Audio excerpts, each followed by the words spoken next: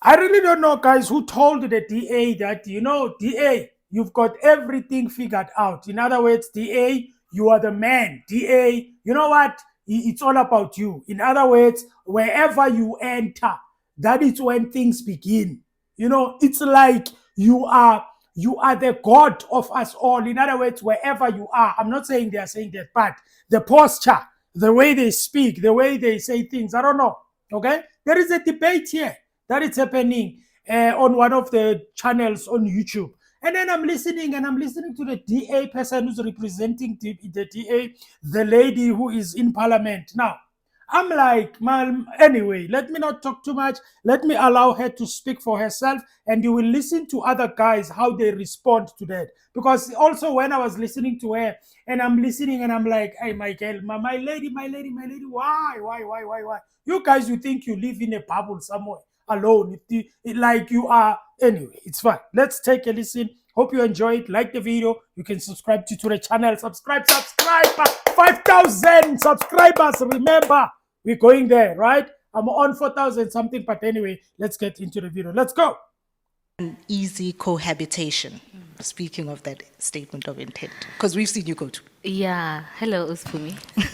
And hello everyone. Firstly, I'm super excited that we finally got to budget 3.0.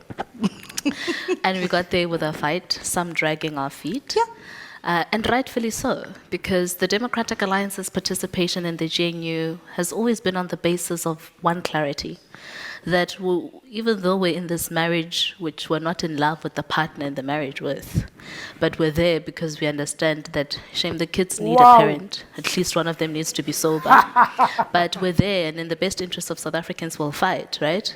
But we're very clear that we're not going to reduce ourselves to rubber stamping ideas that don't work and have shown themselves in the past years that do not work. So circle back to the statement of intent. Statement of intent has always been very clear to say that any policy or program of government needs to be rolled out on the basis of a consensus, a majority consensus, that is to have at least 60% of the partners within the GNU in agreement of the position. Now, within the GNU, there are only two political parties, and Askis Brett and Askis Slangwa to say this. There are only two political parties within the GNU that constitute that consensus, right? And it sounds arrogant at first hearing to say that we're saying that we're the only people that matter, and that's not the point we're making. We made it because we understood that if we're going to go into a government that's going to hold stability, then the two main players within the coalition need to at least be able to find each other, and then we can move. So the question of whether the participation of other political parties in their rainbowness was a matter of the ANC not wanting to share their pie or not wanting to hog onto power is answered in very clear terms. The reason why you couldn't just go with the DA alone is because they knew that they're going to have a headache with the DA alone. So they must have at least somebody in the corner of Patriotic Alliance, somebody in the corner of Good, somebody in the corner of IFP, so that if the DA gives you a headache, at least you can rally onto their support, even though that support is not a majority unless you go outside of the scope of the GNU as they did, right? But the fundamental lesson here for us in the GNU and for South Africans is that we learned throughout this process so far, the first year, is that for the first time South Africa has a true democracy in its government. And that's something we should be clapping for.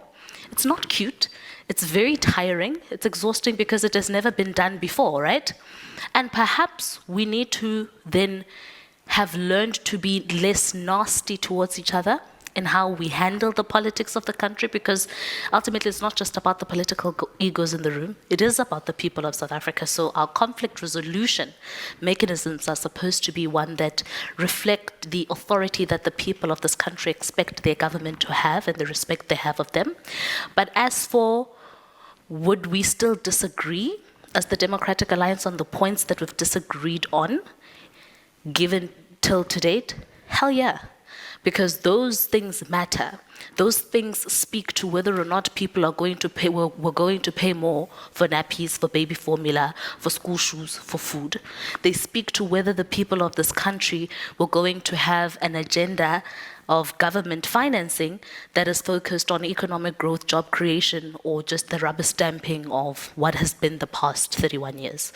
I've said a lot. Interesting that you start out by saying that the kids need a grown-up in the room. She's sweating.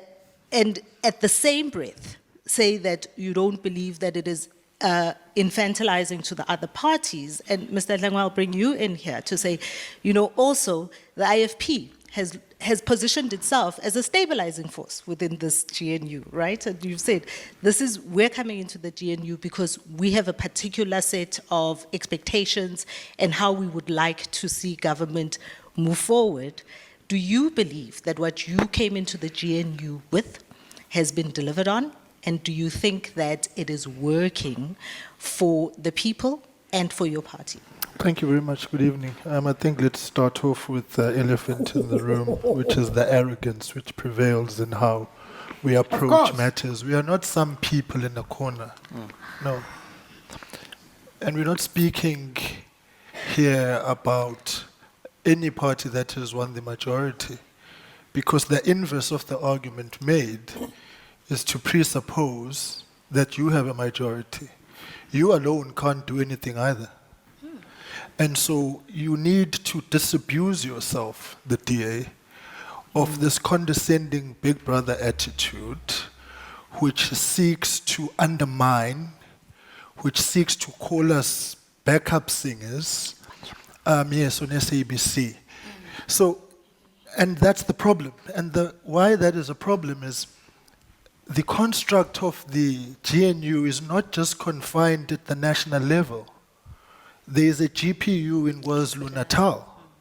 Are we now in that arrangement, some people in a corner, when we're leading that government? So you need to look at this construct in totality. You need to look at what it brings for local government in cities like Umhlatuze, where we have been working very well with the DA.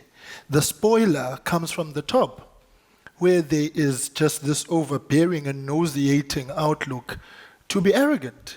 And it's got to stop, because it does not create a conducive and enabling environment to have the difficult and necessary conversations which punctuate what we're supposed to be doing in government. There's a statement of intent. There is the medium-term development plan, which we have all agreed to, which consolidates all the manifestos of political parties and defined 3 key areas of focus. Now, that is the common goal, right? We go to the issue of the budget. There too, the assumption that there was one messiah out of a quagmire is problematic. When you understand that the initial budget had a proposition of a 2% VAT increase, which was rejected across the spectrum. The fundamental lesson in the past 10 months is that this kind of government is a government of compromises. It's a government of tough decisions, and it is a government that requires all of us to see each other. And I believe fundamentally that it's fast lacking in certain quarters. The GNU clearinghouse mechanism was established precisely for the purposes of being a proactive action step when there's disagreements as a deadlock breaking mechanism.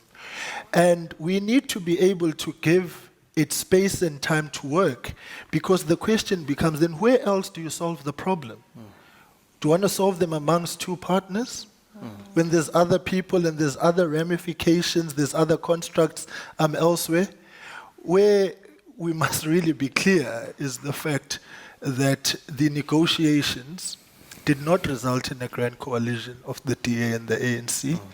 And the DA needs to accept that there's other partners, and disabuse itself if it is honest about the unity building project of this country.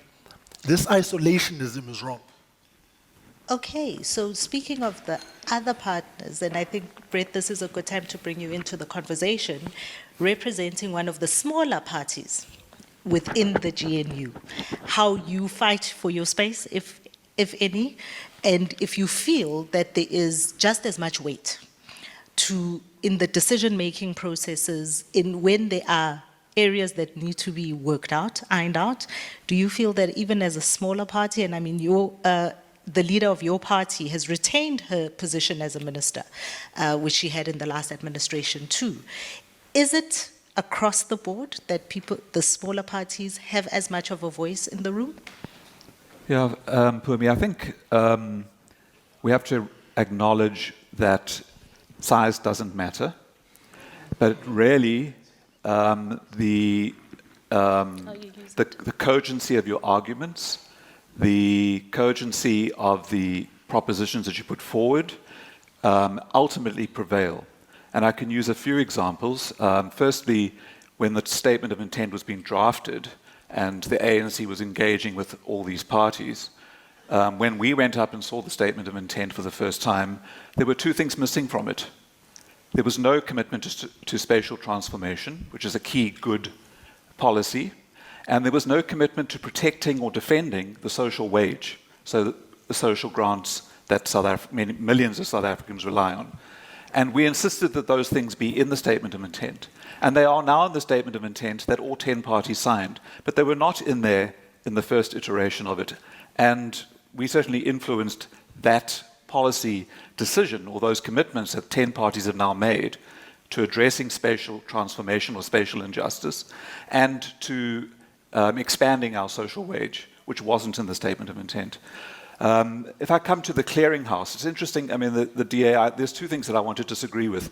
I don't think it's correct to say that this is the first time we have a real democracy.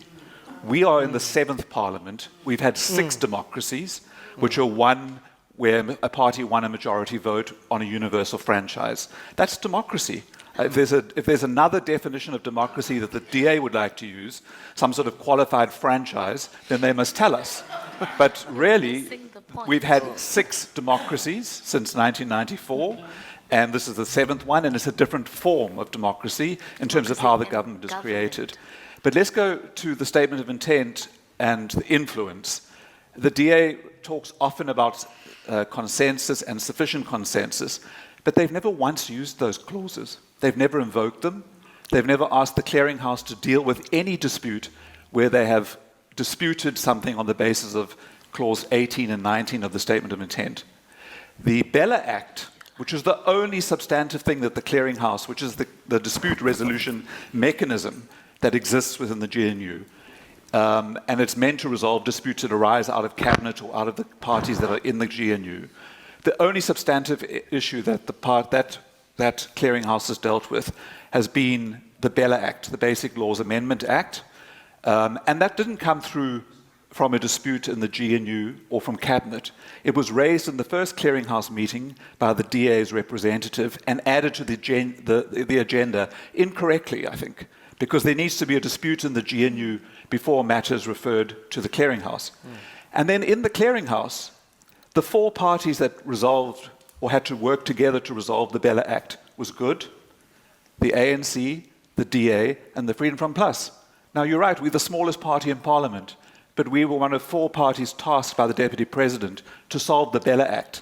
And ultimately, the position that Good and the ANC put forward was the position that the President implemented. So we're small, but we use our intelligence, our emotional intelligence, because I agree with my colleague that there's an arrogance that the party that claims to be there to stabilize the marriage walks out every now and again. So they're not very stabilizing. But we have used our intelligence, our experience, and our commitment to this country to guide us and to influence a government that we are part of. So has the GNU allowed for a more robust parliament? Do you think it's allowed for a more robust way of dealing with issues in parliament, with legislation, with all of the work that parliament has to do? Has it allowed for a more robust one? So as for me, yes. And the reason why I want to circle back on what Brett had to say He can be as academic as he wants about what democracy actually is. But the bottom line is, even though we've had multiple parties represented in parliament in the other administrations, it is the first time in this administration that we have a representation of multiple political parties in government. So the point... No, hear me. Obviously, in the beginning, we've had the transition. Okay, I thought I didn't have to explain this, but okay.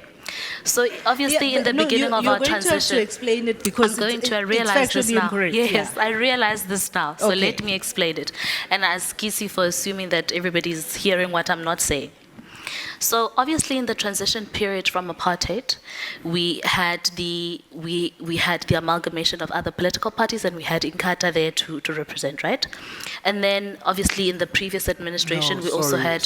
Hold on. No, don't Let invoke. her, no, let her finish. Focus incorrectly. No, you let can. her The finish and then you can 1994 come back government to was it. a constitutional dictate that parties with 10% or more will be in government. Let her Not finish. this. Let her finish her statement, and then we can come back. Yes, and that's the point. But anyway, it's fine. So the point I'm making is, and even after the academic expression of what translated, what pushed then the representation of government's composition, then after that we've had the 5 elections thereafter that happened in all the administrations, and then we had this one in the 6th administration where we saw good representation. The point I'm making is, for the first time, we have a political party in government that doesn't have the power to govern alone, which means that in democratic terms, not only is parliament robust and representative of majority of the political parties within the country, but government seats itself are representative of those political parties. That means, for the first time, government's composition is far more democratically representative of the aspirations of South Africans than we have seen in the past. That is the point I'm making. And whether or not that is a good thing is where we are going with this, right? And it is a good thing. Because the biggest frustration, which is part of the reasons why most South Africans who say they haven't voted, one of the reasons they've listed to say that they haven't voted is because they are tired of having only one person representing them in the room and not seeing what other people within the political sphere are doing with the power that has been given to them, right? And I think it's a good thing that we have more than 2 or 1 political parties within government that can directly go report to their constituencies about what their manifesto beyond the legislative arm of state translate to as far as direct service delivery is concerned. That is very important, and that's something that we should celebrate. And whether or not the marriage is uncomfortable, it was designed to be uncomfortable. It was designed to be painful because none of us here go out and campaign to all of you and say, vote for myself and Hlengwa. Obviously, we did the Moonshot Pact, which translated into the multi-party charter, right? And we did that. Still, even doing so, we were saying, still vote for me, and if it doesn't work, then vote for Hlengwa and I, right? But the principle is, none of us want to go govern with another political party because we do not agree, 1, on an ideological basis of what the country should look like. 2, on the basis of that, do not agree on our manifesto propositions on what service delivery should look like and how government should be rolled out. So because we inherently don't want to share power, general, and it's a lie for anybody representing any political party here to say that they're happy to share because they I don't think you can speak on behalf of No, it would be a lie. I'm saying for a fact, as a politician, that there is no political party that wakes up and finds formation and says they want to represent this country and does so on the basis of, okay, Shane, you know what, my ideas are great, but maybe I can share them with other people. We're forced to do that, and we're grateful, actually, that the country has pushed us into a direction where we have to get over our egos and have to get over our own singular ideas as political parties and have to share how we govern this country with other parties. I think I'm going to allow Nkulego, you can jump in here. All right, listen, ladies and gentlemen. You know what? The question that I've asked is, do you think the DA is actually arrogant? You know, from the thumbnail I've made, I said to you, is the DA arrogant right now? I really don't, I don't know, but I think when they explain things, right, they explain things with the mentality of wishing or thinking, or I don't know, but they wish that they can only be two parties at the top. That means two parties in the government. They wish that, just like in America. That's what I believe. I believe they think or they wish that maybe we can have something like in America, only two parties, okay? And only two presidents, only one opposition party, you know? But unfortunately, the politics of South Africa, it's not like that. And I'm not saying that she said that, but what she was talking about, she was comparing between the democracy, no, not the democracy, the transition that had happened during apartheid, when the government and all of that, they came together, whatever. And then she compares it with today's GNU, or this today's coming together and stuff like that. Now she says that, well, this is the first time, all right? This is the first time the real democracy is happening. The one that is happening now. Okay? Now, I don't know. What do you think about it? I think, ladies and gentlemen, we must stop this thing of always comparing the past things. I'm not saying forget about our past, but I'm saying to you that this thing of comparing anything that happens, and then we go back, we compare it. For me, guys, in my own corner, I don't think that you can compare the GNU or what happened actually with the elections and compare it with the apartheid thing. Because the apartheid thing, people fought. This time people voted. All right, they fought to have what we have today, which is called the democracy. In other words, it came out of blood. It came out of sharing the blood. People were killed, people were shot, people were. This one, it didn't happen like that, you know. And then maybe they are, guys. Listen. All I'm saying is, people must stop you comparing this thing. It's like these presidents of South Africa. Every president that comes in South Africa, they always, when they go overseas, they always quote Mandela, not quote Mandela. Yeah, Mandela has taught us to live like this. Mandela has taught us, we understand some presidents from other countries, they will get annoyed at the end of the day. Just like always, when something is happening, they go back, they take something, they want to compare it with today, and then stop that thing. Make your point, as in like with what we are seeing today. All right? That's all I am saying. That is why people like the DA, they appear as if like they are arrogant. Why? Because they are trying to put themselves as if like they are the messiah of everything. They are the messiah of all the things. Are they arrogant? Well, I don't think so, because it's a debate. Okay? And unfortunately, she's speaking from a point where there are these guys here who are sitting there listening to her, other parties, and they will not take it kindly that you are calling them just other parties on the side. No, you don't do that, guys. All right. In as much as the majority parties, okay, not the majority, the top parties is the DA and the ANC. It doesn't mean the other parties are nothing, because they are in the cabinet. They've got ministers, they've got all these things, deputy and stuff like that. They are part of this thing. Don't now, when you come to an interview or to wherever you are, and then you make it as if you're only people that are actually doing the thing, it's only you at the top. All right, that is why I am saying that maybe the DA wishes, or maybe they so wish that they can have something like in America, ANC and the DA, and then it ends there. Or maybe the DA and the other party. I don't know which party. But they wish that they can have that thing. And unfortunately, this is South Africa. It will never happen. Not in South Africa. All right? Anyway, ladies and gentlemen, I don't know. What do you think? Remember, this is my opinion. People must not fight me and say, yeah, you are saying, hey, this is my opinion. This is what I'm thinking today, right now. Okay? I might change my opinion later. Don't come for me here. All I'm saying is, what do you think? Put it in the comments, engage. Let's talk. Do you think they are arrogant? Do you think she has a point? What do you think? I want to hear you. Thank you so much. What do you have to do? Like the video, subscribe to the channel, share the video. That would be appreciated. And thank you. Because what? I'm out. Shop, shop, Afik.